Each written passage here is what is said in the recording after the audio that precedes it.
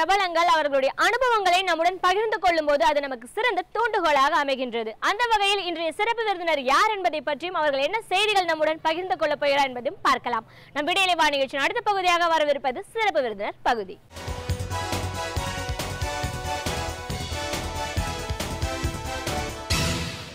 வணக்கம் நேயர்களே, விடியலை வா நிகழ்ச்சியின் சிறப்பு விருந்தினருக்கான நேரம் இது. இன்றைய சிறப்பு விருந்தினர் கவிஞர், உளவியல் துறை ஆலோசகர் திரு சிவகுமார் அவர்கள்.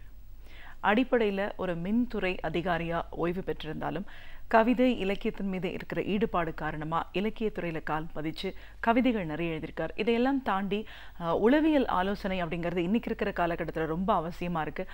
அந்த பணியிலையும் அவரை முழுமையாக ஈடுபடுத்தியிருக்கார். இது சார்ந்த பல விஷயங்களை இன்னைக்கு நம்ம அவர்கிட்ட கேட்டு தெரிஞ்சுக்கலாம். வணக்கம் சார். வணக்கம். ஒரு கவிஞரா, உளவியல் துறை ஆலோசகராக எங்கள் நிகழ்ச்சிக்கு உங்களை முதல்ல வரவேற்கிறோம் சார். கவிஞர், கவிதை, இலக்கியம் இதெல்லாம் பேசுகிறதுக்கு முன்னாடி நீங்கள் ஒரு மின்துறை அதிகாரியாக இருந்து ஓய்வு பெற்றிருக்கீங்க. இது ஒரு பக்கம் இருந்தாலும் இன்னைக்கு உளவியல் ரீதியாக நிறைய பேருக்கு நல்ல பல ஆலோசனைகளை கொடுத்துருக்கீங்க. இதையும் தாண்டி கவிதைகள் அப்படிங்கிறது உளவியல் சார்ந்தே உங்களோட கவிதை படைப்பும் இருக்குது. ஸோ இப்படி பல நிலைகளில் உங்களை நீங்கள் ஈடுபடுத்திட்டு அதை எல்லாம் செம்மையாக செஞ்சிட்ருக்கீங்க. இதெல்லாம் எப்படி சாத்தியமாகுது? இன்னைக்கு இருக்கிற வாழ்க்கை முறை எப்படி இருக்குது? அது சரியான ஒரு செம்மையான ஒரு வாழ்க்கை வாழணும்னா நம்ம எந்த மாதிரியான நெறிமுறைகளை கடைபிடிக்கணும்? இப்படி பல கருத்துக்களை உங்ககிட்ட இருந்து நாங்கள் எதிர்பார்க்கிறோம் சார். முதல்ல இதை சொல்லுங்க, நீங்க எப்படி இன்னைக்கு எல்லா நிலைகள்லையும் உங்களை ஈடுபடுத்திட்டு அதை சிறப்பாக செய்ய முடியுது? கலைஞர் தொலைக்காட்சி நேயர்களுக்கு என்னுடைய வணக்கமும் வாழ்த்தும். நீங்கள் கேட்டது பார்த்தீங்கன்னா அடிப்படையான ஒரு காரணம் என்னென்னா, அந்த ஒரு ஆர்வம். எந்த ஒரு செயலும் செய்யறதுக்கு அது உள்ள ஒரு ஆர்வம் நமக்கு கட்டாயமாக தேவைப்படுது. அந்த ஆர்வம் இதில் இருந்துச்சு. ஏன்னா இப்போ உதாரணத்திற்கு எல்லா மனிதர்களும் பிறக்கிறார்கள், இளைஞர்களாக வரும்பொழுது ஏகப்பட்ட கனவுகளை சுமக்கிறார்கள்.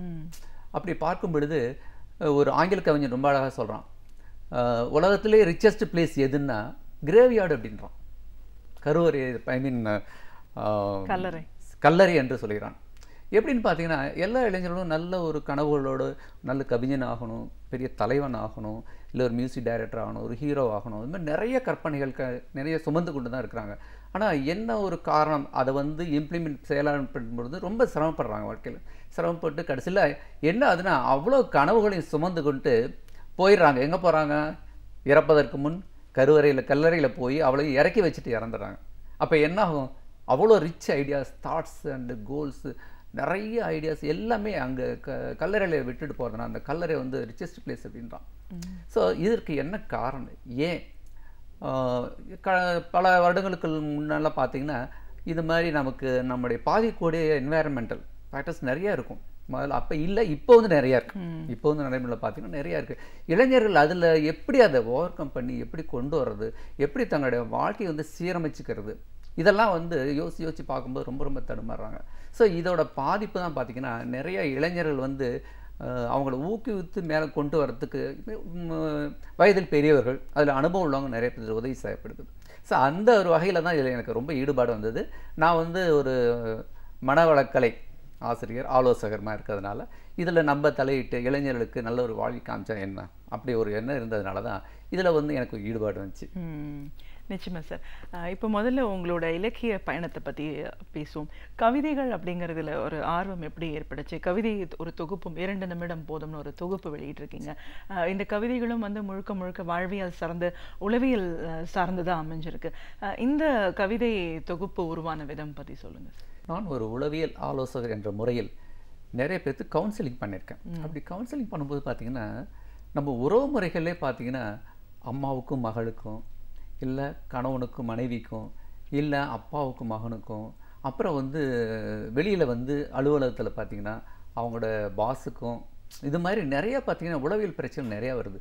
ரொம்ப ஆச்சரியமான சில விஷயங்கள் பார்த்திங்கன்னா, தாய்க்கு மகளுக்கிடையே கூட ஒரு மிஸ் அண்டர்ஸ்டாண்டிங் வந்திருக்கு. ரொம்ப ஆச்சரியமாக இருக்குது. எப்படி இதெல்லாம் வருது, என்ன காரணம்? இவங்க வாழ்க்கையை பற்றி சரியாக தெரிஞ்சுக்கிட்டாங்களா, ஏன் இதனால் தடுமாற்றங்கள் வருது? ஸோ இதோட பாதிப்பு நான் இந்த நிறைய பேர்த்த கவுன்சிலிங் பண்ணும் பொழுது உள்ள பாதிப்பு, அதோட ஒட்டுமொத்த தொகுப்பு தான் இந்த நூலாக வெளியிட்டிருக்கேன். உதாரணத்துக்கு ஒரே ஒரு கேஸ் ஸ்டடி மட்டும் சொல்கிறேன் பாருங்களேன். ஒரு நாள் ஒரு அம்மணி வந்தாங்க. அவங்க தன்னுடைய கணவரை அழைச்சிட்டு வந்தாங்க. உள்ளே நுழைஞ்ச உடனே, சார் எனக்கு எதாக இருந்தாலும் பயங்கர கோவம் வருது, டென்ஷன் வருது, இப்போ கூட என்னுடைய கணவருடைய கழுத்தை பிடிச்சி நெரிக்கலாம் போல் இருக்குது அப்படின்னு சொல்லி சொன்னாங்க. எனக்கு நல்லா தெரியும் அவருடைய கணவர் வந்து ரொம்ப தங்கமான மனுஷன். அப்படி இருந்தால் அவருக்கு ஏன் அந்த மாதிரி என்ன வருதுன்னு சொல்லியிருக்கும் போது வீட்டில் ஒரு பூனை வந்து கிராஸ் பண்ணிச்சு. அப்போ அந்த அம்மாட்ட சொன்னேன் நான், ஏம்மா அந்த பூனைக்கும் நமக்கும் என்ன வித்தியாசம் பார்த்தீங்களா? அதுக்கு வந்து 5 அறிவு தான் இருக்குது, நமக்கு வந்து 6 அறிவு இருக்குது. அந்த 6 இதனை சிந்திக்கக்கூடிய ஆற்றல். அதனால் நம்மளுடைய இதை என்ன எக்ஸ்ப்ரெஸ் பண்ணுறோம், அந்த சிந்திக்கக்கூடிய ஆற்றல் வச்சுக்கிட்டு நம்ம என்னென்ன விஷயங்களை எக்ஸ்ப்ரெஸ் பண்ணுறோன்னு பார்த்தீங்களா, கவலைப்படுறது, சந்தோஷப்படுறது, மகிழ்ச்சியை வெளிப்படுத்துறது, அழுவுறது, இதெல்லாம் அதோட விளைவுகள். ஆனால் அந்த பூனை என்ன பண்ணுதுங்க, எப்போ பார்த்தாலும் விளையாடுது. பூனை கவனிச்சிங்கன்னா சின்ன சின்ன பொருளை பார்த்தா கூட உடனே விளையாடுங்கிற ஆசை வரும். அது பாட்டு விளையாண்டுட்டே இருக்கும். எந்த விதமான எக்ஸ்டர்னல் பாதிப்பும் அது இருக்கவே இருக்காது. ஆனால் நமக்கு ஒரு அறிவு அதிகமாக இருந்து நம்ம அதிகமாக எதுக்கு உபயோகப்படுத்துகிறோம், கவலைப்படுறது தான் உபயோகப்படுத்திட்டு இருக்கோம் இல்லைங்களா? ஸோ அதனால் நம்ம அப்போ ஒரு அறிவு அதிகமாக இருக்கும் பொழுது அதை வச்சு சந்தோஷமாக இருக்கலாம்ல. அந்த 5 அறிவு உள்ள ஒரு பிராணிக்கை விட நம்ம சந்தோஷமாக இருக்கணும் இல்லையா? ஏன் அந்த ஒரு மனப்போக்கம் இல்லை, ஏன் நமக்கு இல்லை அது? ஸோ இதை வச்சு தான் ஒரு கவிதையை இதில் வெளியிட்டிருக்கேன். பூனையின் பற்றி ஒரு கவிதையும் சொல்லியிருக்கேன். அதில் பார்த்தீங்கன்னா இந்த மாதிரி நிறைய கேஸ் ஸ்டடி நம்ம டீல் பண்ணும் பொழுது ஏன் இந்த மாதிரி ஒரு இது அந்த நேரத்தில் அவங்கள வந்து கவுன்சிலிங் பண்ணி சரி பண்ணுங்க, அது வேறு விஷயம்.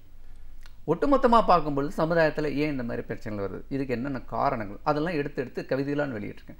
அப்படி உண்டானதான் இந்த கவிதை. இன்னும் சொல்லப்போனால் அதோட ஒவ்வொரு கேஸையும் டீல் பண்ணும்போது அதனால் உள்ள பாதிப்புகளின் தொகுப்பு தான் இந்த கவிதையாக வந்திருக்கு. ஸோ அந்த இதெல்லாம் இந்த கவிதை வந்து சிறப்பாக கொண்டு வந்திருக்கோம்.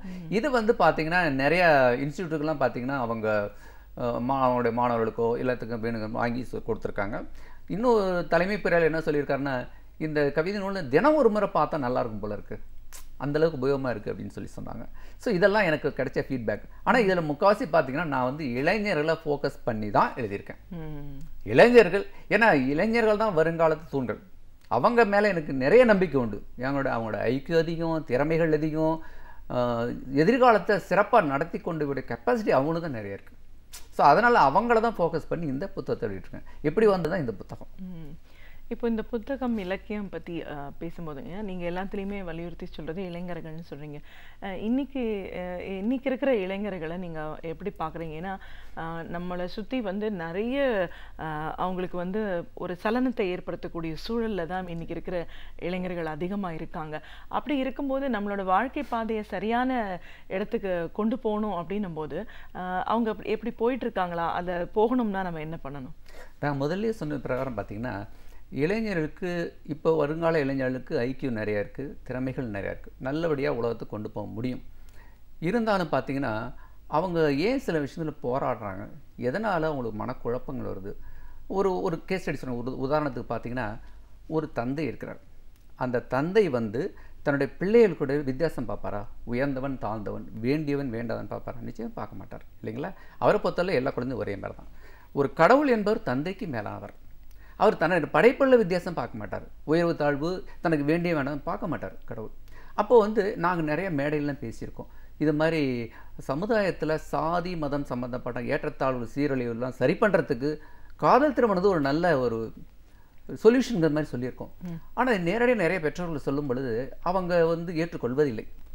சில மற்றவங்கள வேறு மாதிரி டீல் பண்ணுறாங்க, தட் இஸ் டிஃபரெண்ட்.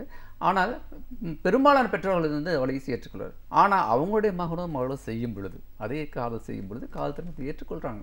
எனக்கு ஆச்சரியமாயிடுச்சு. ஸோ அந்த இளைஞர்கள் நினச்சா எதுவும் நடக்க முடியுதில்லை. நம்ம என்ன தான் இப்போ நம்முடைய அனுபவங்களையோ அறிவுரை வச்சுட்டு சொல்லும் பொழுது கூட இளைஞர்கள் நினச்சா சாதிக்கிறாங்க. ஸோ இளைஞர்கள் நினச்சா இந்த உலகத்தையும் மாற்றி போட முடியும். ஆனால் அந்த இளைஞர்களுக்கு சரியான பாதையை நம்ம கொடுக்கணும், அவங்கள ஃப்ரீயாக விட்டு பழகணும். அப்படி இருக்கும்போது நிச்சயமாக இளைஞர்களை நிச்சயமாக கொண்டு வர முடியும். அதில் ஒன்றும் சிரமமான இது எதுவுமே இல்லை. இப்போது நீங்களே சொல்லியிருக்கீங்க நிறைய கேஸ் ஸ்டடீஸ் பார்த்துருக்கேன்னு சொல்லியிருக்கு, பலவிதமான அனுபவங்கள் அது மூலமாக உங்களுக்கே கிடச்சிருக்கும். இப்போ இன்றைக்கி பிரச்சனைகள் அப்படின்னு வரும்போது குடும்பங்களில் பார்த்தீங்கன்னா நிறைய பிரச்சனைகள் இருக்கிறத பார்க்குறோம். கணவன் மனைவி திருமணமான கொஞ்ச நாள்லேயே வந்து விவாகரத்து வரைக்கும் கோர்ட்டில் போய் நிற்கிற ஒரு சூழலும் இருக்கும். இது மன ரீதியாக உளவியல் ரீதியாக அவங்களுக்கு என்ன பாதிப்பு இருக்குது, என்ன அந்த நாளில் இருந்துச்சு, இன்றைக்கி என்ன இல்லாமல் இருக்குன்னு பார்க்குறீங்க சார்? நிச்சயமாக. ஏன்னா இது வந்து இப்பொழுது வந்து அந்த பெண் விழிப்புணர்வுன்னு வந்திருக்கு மேடம். அது வந்து உண்மையில் பார்க்கப்போனால் நல்ல ஒரு கருத்து தான். பெண் உரிமை எடுத்துக்கும் பொழுது நிச்சயமாக நல்ல கருத்து தான். ஆனால் என்ன அதுன்னா அது வந்து சரியான முறையில் கொண்டு செல்ல முடியாமல் பார்த்திங்கன்னா இந்த விவாகரத்து இது மாதிரிலாம் நிறைய வருது. சமீபத்தில் பார்த்திங்கன்னா ஒரு 65 ஆண்டுகள் கணவன் மனைவியாக இருந்தவங்க ஒரு வெளிநாட்டிலேருந்து பேட்டி கொடுத்துருக்காங்க. 65 ஆண்டுகள் நாங்கள் கணவன் தொடர்ந்து வாழ்ந்தது வந்து ஒரு பெரிய சாதனைன்னு செலிப்ரேட் பண்ணாங்க. நான் வந்து மணமாலை நிகழ்ச்சியெல்லாம் கண்டக்ட் பண்ணியிருக்கேன் நிறைய இடங்களில். அப்படி பார்க்கும் பொழுது நான் சொல்லுவேன், நம்முடைய இதில் பார்த்தீங்கன்னா இது சாதனையே இல்லை, ஆல்மோஸ்ட் எல்லா வீடுகளையும் நடந்துகிட்டு தான் இருக்குது. இருந்தாலும் இது ஒரு பக்கம் ப்ளஸ் பாயிண்ட் சொல்லலாம், நல்ல செய்தி தான். இருந்தாலும் இன்னொரு பக்கம் பார்க்கும் பொழுது என்னென்னா, மனசில் பாதிக்கப்பட்டும் ரொம்ப கஷ்டப்பட்டு வாழ்கிற பெண்களும் இருக்கிறாங்க. ஒரு உதாரணத்துக்கு எனக்கு தெரிஞ்ச ஒரு தலைமை பொறியாளருடைய மனைவியை பார்த்தீங்கன்னா, இவர் வீட்டுக்கு போன உடனே ரொம்ப டென்ஷன்லேயே ரொம்ப மனநிலை பாதிக்கப்பட்டிருக்கிறாங்க. அப்போ வந்து சொல்கிறாரு, தன்னுடைய மகன் கூப்பிட்டு சொல்கிறார், அம்மா வந்து ரொம்ப டென்ஷனில் இருக்காங்கப்பா, கொஞ்சம் கோயிலுக்கு வந்து அழைச்சிட்டு போ அப்படின்ட்டு. உடனே அந்த அம்மா ரியாக்ட் பண்ணுறாங்க. எப்படி ரியாக்ட் பண்ணுறாங்க, என்னென்னா மென்டல் நினச்சிங்களா அப்படின்னு நினச்சிட்டு ரொம்ப சத்தம் போட்டு ஆக்ரோஷமாக கத்த ஆரம்பிச்சிட்டாங்க. அவர் சொல்கிறார், என்கிட்ட வந்து சொல்லும்போது சொன்னார், நல்ல விஷயம் தான் சார் சொன்னேன், ஏன் என் மனைவி இப்படி பிஹேவ் பண்ணுறான் அப்படின்ட்டு. இது என்னன்னா நம்முடைய கல்ச்சர், நம்முடைய இதில் பார்த்தீங்கன்னா கணவன் மனைவி திருமணம் பண்ணுறது வீட்டிலே ஹவுஸ் ஒய்ஃபாக இருந்திருக்காங்க. ஒரு 30-40 வருஷம் தொடர்ச்சியாக மொனோட்டனஸ் லைஃப்னு சொல்லுவாங்க. காலையில் நிச்சயமாக பிள்ளைங்களுக்கு செய்யணும், அது கணவனுக்கு செய்யணும், அப்புறம் சமையல் போடணும், அப்புறம் வீட்டில் உட்காந்துக்கிட்டு திரும்ப காலத்தை ஓட்டணும். இப்படியே இந்த மாதிரி ஒரு தொடர்ச்சியாக மனோட்டனஸ் லைஃப் பண்ணால் யாருக்குமே மனச்சிதைவு ஏற்படுறதுக்கு வாய்ப்புகள் நிறைய உண்டு. நான் அவர்கிட்ட சொல்லும்போது தான் சொன்னேன், ஏகப்பட்ட 30 ஆண்டுகள் உங்களுக்காக கடுமையாக உழைச்சிருக்காங்க. ஸோ அவங்கள ஒரு குழந்தைய நினச்சிட்டு எதாக இருந்தாலும் அதை டீல் பண்ணிக்கிங்க. அதனால் எதாக இருந்தாலும் ஏற்றுக்கொண்டு பக்குவமாக கொண்டு போய் சொன்னீங்கன்னா நிச்சயமாக வந்துடுவாங்க. இந்த மாதிரி சிச்சுவேஷன் நிறைய வீடுகளில் இருக்குது. இந்த மாதிரி அதனால் இன்னும் சொல்லப்போனால் கணவன் மனைவின்னு வந்துட்டால் நாங்கள் புதுசாக திருமணம்லாம் சொல்லுவோம், உன்னுடைய மனைவியை கண்ட்ரோல் பண்ணுறது முயற்சி பண்ணு அப்படின்னு சொல்லுவோம். சும்மா ஜோக்கில் தான் சொல்லுவோம். இல்லைன்னா என்ன பண்ணுறது ஏன்னு கேட்பாங்க. இல்லைன்னா காலில் விழுந்துரு, ஒன்றுமே இல்லை கிடையாது அப்படின்னு சொல்லுவோம். எதனாலன்னா அடுத்தவன் மனைவி காலில் விழுதான் தவறு, நம்ம மனைவிங்கும் போது அதில் வேறு. அதனால் மனைவியை வந்து தனியாக பிரிக்காமல், மனைவி நம்மளோட சேர்ந்தவள், நம்முடைய ஒரு நல்ல தோழின்னு நினைக்கணும். என்னை பொறுத்தவரை என்னுடைய மனைவியை வந்து ஒரு நல்ல தோழியை தான் முதல்ல டீல் பண்ணேன். அதுக்கப்புறம் தான் மனைவி, அதுக்கப்புறம் தான் மீதி எல்லாமே. அவங்களும் பார்த்தீங்கன்னா சில நேரம் தாயார மாதிரி பிஹேவ் பண்ணுவாங்க, சில நேரம் குழந்தை மாதிரி பிஹேவ் பண்ணுவாங்க. ஏன்னா நிறைய சுச்சுவேஷனில் பார்த்தீங்கன்னா அவங்க வீட்டில் நிறைய பிரச்சனைகள் வரும்பொழுது இதெல்லாம் ஃபேஸ் பண்ண வேண்டியிருக்கு. அதனால் இதுக்கெல்லாம் தகுந்த மாதிரி அவங்க மைண்டை வந்து ஸ்ட்ரெச் பண்ணி கொண்டு போக முடியும். பட் எந்தளவுக்கு முடியும், த்ரெஷோல்ட் லிமிட்னு ஒன்று இருக்குது. அதுக்கு மேலே அவங்க மைண்டை ஸ்ட்ரெச் பண்ணாங்கன்னா அந்த துன்பங்களை ஃபேஸ் பண்ணும் பொழுது நிச்சயமாக மனசு ஏற்பட தான் செய்யும். இதை உணர்ந்து கொண்டு கணவன்மார்கள் ஏற்றுக்கொண்டாலும் ஒன்றும் பிரச்சனை கிடையாது. இதில் பார்த்தீங்கன்னா சில இடங்களில் பார்த்தீங்கன்னா முதல் 5 ஆண்டுகள் கணவன் மனைவி ரொம்ப சந்தோஷமாக இருப்பாங்க, மகிழ்ச்சியாக இருப்பாங்க, எந்த பிரச்சனை இருக்காது. ஒரு கேஸில் பார்த்தீங்கன்னா அடுத்த 5 ஆண்டுகள் 2 பேரும் பயங்கரமாக அடிச்சுக்கிறாங்க. 2 பேரும் எப்போ பார்த்தாலும் தகராறு தான். அதுக்கு அடுத்த 5 ஆண்டு பார்த்தீங்கன்னா அந்த மனைவி அமைதியாகிடுறாங்க, கணவன் மட்டும் சத்தம் போட்டு பேசிக்கிட்டே இருக்காரு. என்ன காரணம்னா இவர் என்ன நினைக்கிறாரு, நம்ம சொல்கிறதெல்லாம் கரெக்டாக சொல்கிறோம் போல இருக்குது, அதனால தான் நம்ம மனைவி வந்து எதிர்த்து பேசாமல் சரி சரின்னு போகிறாங்க அப்படின்னு நினச்சிட்டு இருக்காரு. 5 ஆண்டுகள் கழித்து ஒரு நாள் அவர் வந்து அலுவலகத்துலேருந்து வீட்டுக்கு வர்றார். வீட்டுக்கு வந்தோன்னே ஹாலில் பார்த்தீங்கன்னா செருப்பு கிடக்குது.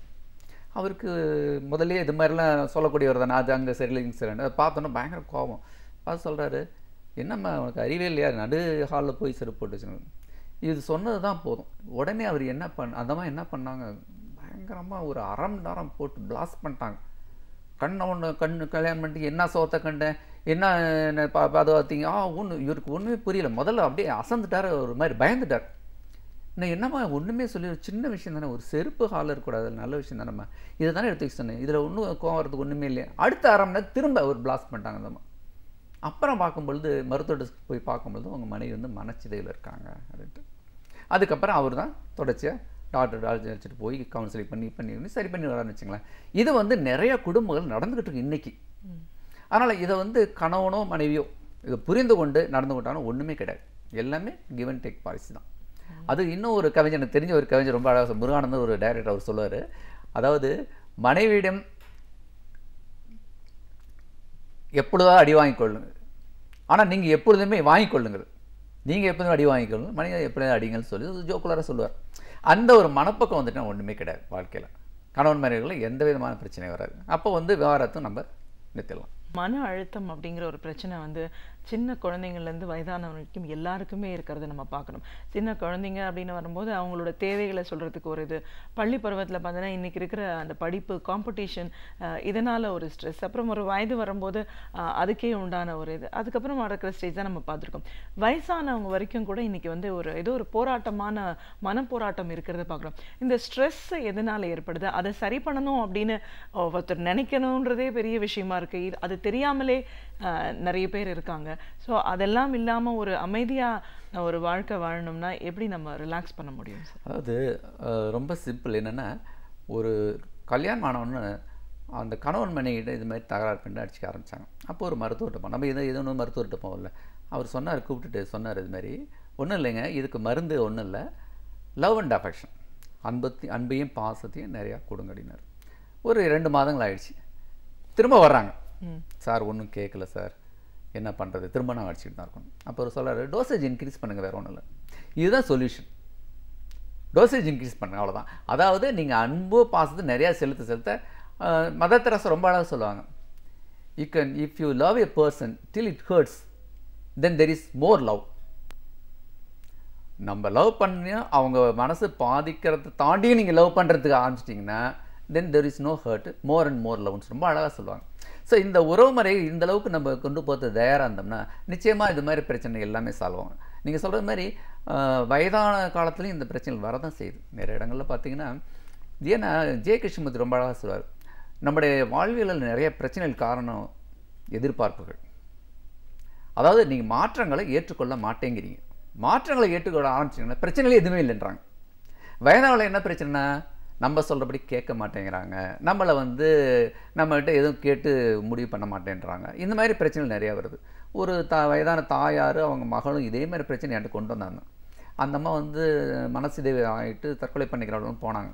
அப்போ கூப்பிட்டு வச்சு பேசினேன், என்னம்மா பிரச்சனைன்னு சொல்லும்போது, தன்னுடைய அந்த அம்மாவோட பேரனை வளர்க்கும் பொழுது அவங்க எதிர்பார்க்குற மாதிரி இந்த அம்மா தாயாரை வளர்க்கலை. ஏன்னா அந்த பையன் மென்டலி ரிட்டார்டட் வேறு. ஆனால் அவங்களோட அம்மாவுக்கு தெரியுது மருத்துவ ரீதியாக எப்படி அவனை டீல் பண்ணுன்ட்டு. ஆனால் அந்த பாட்டியால் அதை புரிஞ்சிக்க முடியல. எல்லா பசங்களும் இப்படி இருக்காங்க, உன் பிள்ளை மட்டும் இப்படியே இருக்காங்க அப்படின்னு சொல்லிட்டு, நீ அதை பண்ணுறதில்ல, இதை பண்ணுறதில்ல, நீ ஒழுங்காக செய்கிறதில்லன்னு சொல்லி இதை ரொம்ப நாளாக சொல்லி இவங்க 2 பேர்த்துக்கும் ஒரு டிஃப்ரென்ஸ் ஆஃப் ஒப்பீனியன் வந்துச்சு. அப்போ என்னென்னா, இவங்க சொல்கிறத கேட்கலங்க மாதிரி அவர் அவங்க மனசில் ஒரு டெவலப் பண்ணிவிட்டு அவங்க தற்கொலை பண்ணிக்கிற அளவுக்கு போயிட்டாங்க. அப்போ நான் சொன்னேன், இது ரொம்ப சிம்பிள்மா, ரொம்ப ரொம்ப எளிமையான ஒரு விஷயந்தான். உங்களால் புரிஞ்சிக்க முடியுது உங்கள் மகனை பற்றி, பட் அவங்களால புரிஞ்சிக்க முடியல. அவங்க மனப்பக்குவத்துக்கு போவாங்க, அவங்களுடைய அலைவரிசைக்கு போங்களேன்.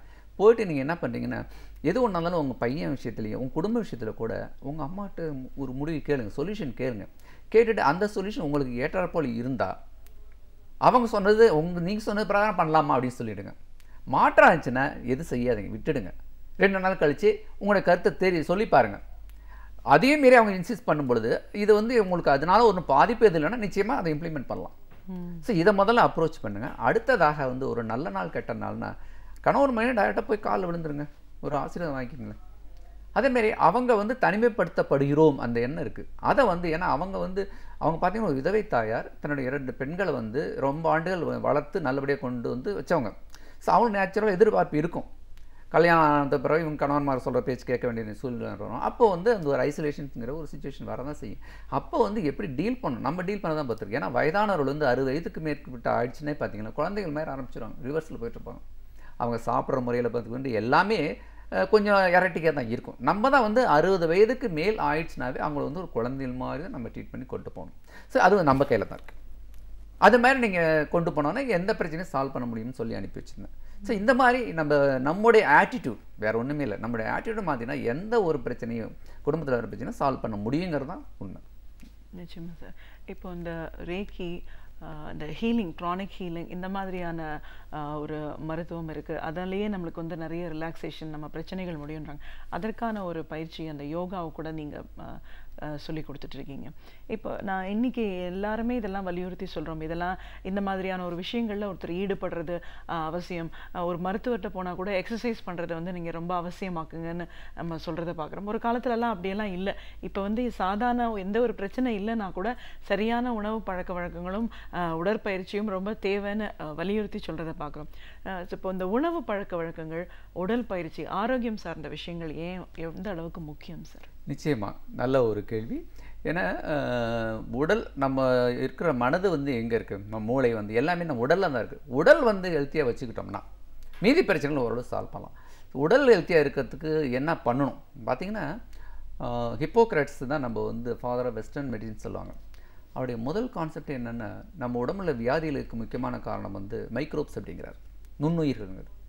அவருடைய இன்னொரு கான்செப்ட் பார்த்திங்கன்னா ஆன்டிபாடிஸுங்கிறது மெடிக்கல் வேர்ல்டில் பெரிய ரெவல்யூஷன் அப்படின்றார். அதாவது ஆன்டிபயோட்டிக்ஸ் கண்டுபிடிச்சதுக்காக தான் மெடிக்கலோட அடுத்த நிலைக்கு அடுத்த ஸ்டெப்புக்கு போயிடுச்சுன்னு சொல்லுவாங்க. ஒன்றுக்கு ஒன்று முரணான இது பார்த்தீங்கன்னா, எந்த அளவுக்கு மைக்ரோப்ஸ் இருக்குமோ அந்த அளவுக்கு உடம்புல ஆன்டிபயோட்டிக்ஸ் நிறைய டெவலப் ஆகும். அதனால் பார்த்தீங்கன்னா நம்முடைய உணவு முறைகள்லேயே நிறைய சீர்திருத்தம் பண்ண வேண்டியிருக்கு. இன்று நமக்கு சரியான உணவு கிடைக்குதாங்கிறது ஒரு பெரிய கேள்வி. இளநீ, தேங்காய் சுத்தமாக கிடைக்குது. பழங்கள் சொல்ல முடியுதா? இல்லை. காய்கறிகள் சொல்ல முடியுதா? மருந்து அடிக்கிறாங்க, பூச்சி மருந்து உரம் போடுறாங்க, எல்லாமே போடுறாங்க. அதனால் அவங்களுக்கு சுத்தமான உணவு கிடைக்கிறது ரொம்ப ரொம்ப கஷ்டமாக இருக்குது. இது இல்லாமல் ப்ரிசர்வேட்டிவ், பர்மிட்டட் ஓடர்ஸ் இதெல்லாம் சொல்கிறாங்க. இதெல்லாம் பார்க்கும் பொழுது நிறைய ஆன்டி ஆக்சிடென்ட்ஸ் சேருது அப்படின்றாங்க. அதனால் நமக்கு உடலுக்கு என்னென்ன தேவைகள் சரியாமல் எடுத்துக்கணும் பெரிய கேள்வி. இதுக்கு உதாரணம் சொல்லணும்னா, என்னோடய மனைவிக்கு ஒரு சின்ன ஆக்சிடென்ட் ஆச்சு. ஆக்சிடென்ட் ஆகி கொடுக்கும்போது வேல்முருகேந்திரன் இன்றைக்கி நம்பர் 1 பெரிய நியூரோ, அவரை போய் பார்த்தோம். அவர் ட்ரீட்மெண்ட்லாம் கொடுத்தார், பெயின் கில்லர் மேலே கொடுத்துக்கணும் தான். அவங்களுடைய முதுகு பெண்ட் ஆகிடுச்சு, கொஞ்சம் ஷேப் போயிடுச்சு. அப்போது அதுலேருந்து விடுபட்டு வரணும், வலி தான் குறைஞ்சி. அப்புறம் அதுக்கப்புறம் மருதமலைன்னு ஒரு இடத்துல சுப்பிரமணியன் ஒருத்தர் நடத்துகிறார், நேச்சுரோபதி. அங்கே போய் நான் சேர்த்து விட்டேன். சேர்த்து ஒரு 10 நாட்களில் அந்த பெண்டு நிமிந்துச்சு. அவர் இதனுடைய ரிப்போர்ட்லாம் வாங்கி பார்த்தார், மெடிக்கல் ரிப்போர்ட்லாம் வாங்கி ஸ்கேனு, எக்ஸ்ரே எல்லாம் பார்த்துட்டு இவங்கெல்லாம் அதை பெருசாக டீல் பண்ணி நிறையா சொன்னாங்க, விவரங்கள் சொன்னாங்க. அவரை பொறுத்தல அதெல்லாம் தூக்கி போட்டுட்டு ஒரே ஒரு சென்டென்ஸ் மட்டும் சொன்னார், இதெல்லாம் ஒன்றும் இல்லைங்க, டயட் சரியில்லைங்கன்னார். எங்களுக்கு ரொம்ப ஆச்சரியமாயிடுச்சு, என்னோட மனைவிக்கு எனக்கு ரொம்ப ஆச்சரியமாயிடுச்சு. கிட்டத்தட்ட ஒரு வாரம் அதை பற்றி ஆராய்ச்சி பண்ணி பார்த்தோம். பார்க்கும்பொழுது உண்மை தெரிஞ்சு, உண்மையாலுமே டயட் தான் ரீசனா, உணவு முறை தான் காரணமா அப்படின்னு பார்க்கும்போது சில விஷயங்கள் தெரிஞ்சு. அதாவது நம்முடைய இன்ஜுரி நடக்கிறது, ஆக்சிடென்ட்டுக்கு எல்லாத்துக்கும் சகஜம். ஆனால் அதுலேருந்து விடுபட்ட வேகம் நம்முடைய உடம்புல சுத்தமான உணவு பொருள் எடுத்துக்கிட்டு நம்ம டிஷ்யூ அண்ட் பிளட்டு எல்லாமே கண்டாமினேட் ஆக சுத்தமாக இருந்துச்சுன்னா ஆட்டோமேட்டிக்காக நம்மளுடைய எலாசிட்டி இம்மீடியட்டாக ரீகெயின் ஆகணும். தவறான உணவு பழக்கங்கள்னால இது சரியாக ஆகலன்னு தெரிஞ்சு அங்கே போய் பழ உணவு தான் கொடுத்தாங்க. 2 வேளை பழ உணவுகள் மட்டும்தான், வேறு எதுவுமே கிடையாது. 10 நாட்களில் அவங்க பெட் நிமிச்சு நார்மலுக்கு வந்துட்டாங்க. அப்போ தான் தெரிஞ்சு ஸோ இயற்கை உணவுங்கிறது எந்தளவுக்கு நமக்கு பயனுள்ளதாக இருக்குதுன்னு நமக்கு தெரிஞ்சு. நான் கிட்டத்தட்ட 7 நாட்கள் விரதம்லாம் இருந்தேன், உண்ணாவிரதம் இருந்திருக்கேன். 7 நாட்கள் தொடர்ச்சியாக, அது மாதிரி 2 முறை இருந்திருக்கேன். அதேமாதிரி 6 மாதங்கள் தொடர்ச்சியாக வெறும் பழங்கள் இயற்கை உணவுலேயே இருந்திருக்கு. அப்படிலாம் இருக்கும்போது எங்கள் அலுவலகத்தில் பார்த்தீங்கன்னா நிறைய பேர் கேட்பாங்க, சார் எப்படி சார் உங்களால் இருக்க முடியுது, டயர்டாகிடுதா, பக்கத்தில் ஒரு பஜ்ஜி சுட்டாங்கன்னா வாசனை வருமே சார், என்ன சார் பண்ணுறீங்க, இதுமாதிரி நிறைய கேள்விகள் வரும். பேட்டி எடுத்துகிட்டே வந்துடுவாங்க நிறைய பேர். அப்படி இருக்கும்போது அதெல்லாம் சொல்லணும், எக்ஸ்பிளைன் பண்ணுவேன். உங்களுக்கு ஆசை இருந்துச்சுன்னா ஒரு பீஸ் டேஸ்ட் பண்ணி விட்டுடுங்க. நம்ம வழக்கமாக 2 வடை 4 வடை சாப்பிடணும், அதுக்கு மேலே ஒரு 1/2 வடை சாப்பிட்டா அந்த ஒரு அஜ்ஜி உங்களுக்கு சரியாயிடும்.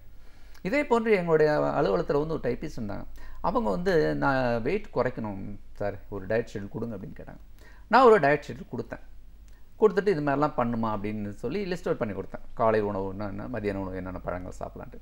அவங்க ஒரு கேள்வி கேட்டாங்க, இதெல்லாம் சாப்பிட்றதுக்கு முன்னாடியே சாப்பிட்டது அப்புறமான்னு கேட்டாங்க. அப்போ தான் சொன்னேன், இல்லை சாப்பாடே இதுதான்மா அப்படின்னு சொன்னதுக்கப்புறம் அவங்க எடுத்துகிட்டு போனாங்க. ஒரு வாரம் கழிச்சு வந்தாங்க. வந்துட்டு என்ன சொன்னாங்கன்னா, சார் எனக்கு 5 கிலோ வெயிட் இன்க்ரீஸ் ஆகிடுச்சு அப்படின்ட்டாங்க. எனக்கு ஆச்சரியமா இருந்துச்சு, என்ன மேடம் ஆச்சு, என்ன பண்ணீங்க அப்படின்னு கேட்டேன். இல்லை நீங்கள் ஒரு புதுவிதமான டயட் ஷெட்யூல் கொடுத்தீங்க, அது ப்ராக்டிஸ் பண்ணுறதுக்கு ஒரு வாரம் கழித்து நான் ப்ராக்டிஸ் பண்ணலான்னு பார்த்தேன். ஸோ ஒரு வாரம் கழித்து நான் இது மாதிரி நிறைய உணவு சாப்பிட முடியாதுல்ல, ஆனால் இந்த ஒரு வாரம் நிறையா சாப்பிட்டேன், அதனால தான் வெயிட் இன்க்ரீஸ் ஆகிடுச்சு அப்படின்னாங்க. அதுக்கப்புறம் இந்த மாதிரிலாம் எப்படி அதை அணுகுறாங்கன்னு பாருங்களேன். ஒருத்தவங்களும் அவங்களுக்கு எப்படி பெர்சீவ் பண்ணிக்கிறாங்க, எப்படி அதை அணுகுறாங்க. இந்த மாதிரி வாழ்க்கையில் பார்த்தீங்கன்னா உணவு பழக்கங்கள் ரொம்ப ரொம்ப முக்கியமானது. உணவு பழக்கங்கள் சரியான முறையில் ஒழுங்குபடுத்திட்டீங்கன்னா நிறையாவே இதையும் சரி பண்ணலாம். ஒரு கவிஞராக ஒரு இலக்கிய அமைப்பு உருவாக்கி அந்த அமைப்பு மூலமாகவும் நிறைய இலக்கிய பணிகளை செஞ்சிட்ருக்கீங்க. பொதுவாக இலக்கியம் தமிழ் அப்படிங்கிற ஒரு ஆர்வம் இன்னைக்கு இருக்கிற இளைய சமுதாயம் குழந்தைகள் மத்தியில் ஓரளவுக்கு ஒரு தொய்வில் இருக்கிறத நம்ம பார்க்குறோம். புத்தகங்கள் படிக்கிற ஆர்வமே இப்போ தான் கொஞ்சம் ஒரு மறுமலர்ச்சி ஏற்பட்டிருக்கு. இந்த அமைப்புகள் மூலமாக இதை வலியுறுத்தி சொல்லணும்னா என்னெல்லாம் பண்ணிட்டுருக்கீங்க? நிச்சயமாக, அதாவது நம்முடைய டே டு டே ப்ரெசன்ட் டே லைஃப்பில் பார்த்திங்கன்னா அந்த டென்ஷன், அந்த இமோஷனல் அவுட்பர்ஸ்ட் நிறைய சொல்லுவாங்க, அது எல்லாமே மனிதனை பாதிக்கூடிய விஷயங்கள் நிறையா இருக்குது. நாங்கள் ஒரு இலக்கிய அமைப்பு நடத்துகிறோம். அதாவது அரசு துறையில் பார்த்திங்கன்னா இந்த மாதிரி ஆக்டிவிட்டீஸ் ரொம்ப ரொம்ப கம்மியாக இருக்கும்.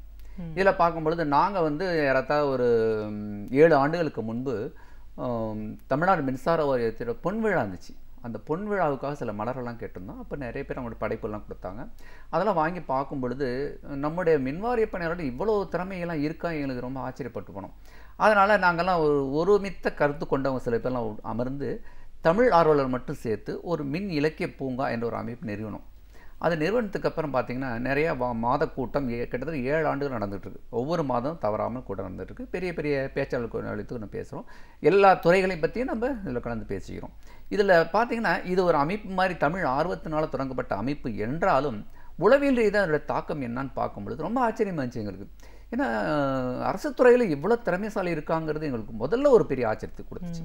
அதுக்கப்புறம் பார்த்தீங்கன்னா இவங்களுடைய வேலையில் எப்படி இவங்க நடந்து கொள்கிறார்கள். ஏன்னா முதல்ல ரொம்ப நான் சொல்லுவோம், இந்த அமைப்பினால் உங்களுடைய அலுவலக வேலை எந்த விதத்திலும் பாதிப்பு அடையக்கூடாது, அதில் வந்து ரொம்ப கண்டிஷனாக இருங்க அப்படின்னு சொல்லிட்டோம்.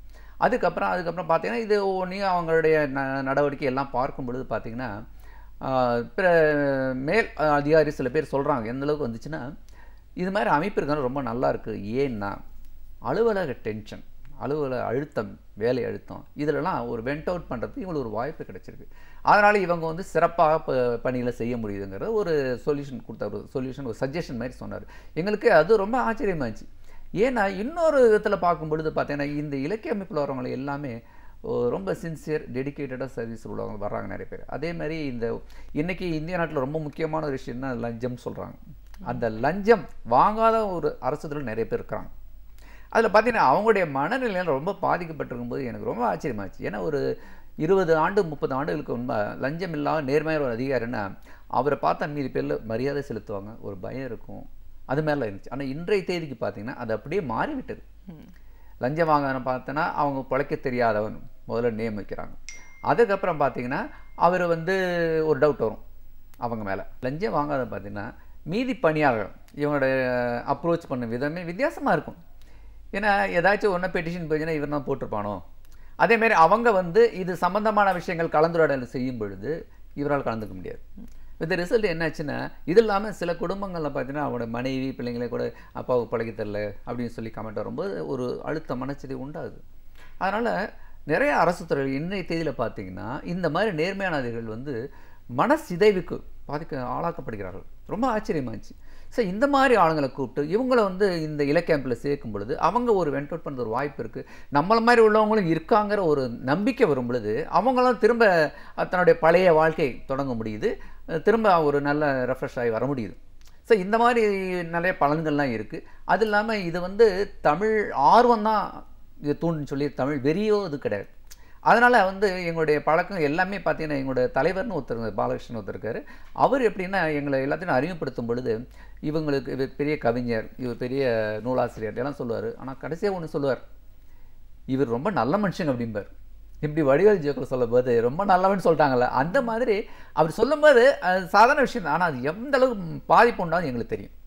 ஸோ இந்த மாதிரி பெரிய பெரிய நல்ல ஒரு வழிகாட்டிகள்லாம் இருந்திருக்காங்க. அதேமாதிரி தமிழீரன் ஒருத்தர் இருக்கார். அவரும் மிக திறமைசாலி. அவர் இங்கே நிகழ்ச்சியோட கலந்துருக்காரு. அவருடைய டேலண்ட்டு பார்த்தீங்கன்னா மல்டி டேலண்ட் சொல்லுவாங்க. அவர் தான் இதுக்கு வந்து கிரியாவுக்கு மாதிரி இருந்து செஞ்சிட்ருக்காரு. ஸோ இது மாதிரி நிறையா லைக் மைண்டட் பீப்புள், அதாவது ஒரே அலைவரிசையில் உள்ள எண்ணங்கள் கொண்ட மனிதர்களுடைய அந்த ஒற்றுமை அதெல்லாம் பார்த்தீங்கன்னா ஒரு சிறப்பாக இந்த ஆர்கனைசேஷன் கொண்டு செல்ல முடியுது எங்களால். இது வந்து ஒரு பெரிய ப்ளஸ் பாயிண்ட் தான் சொல்ல முடியும். நிச்சயமாக சார்.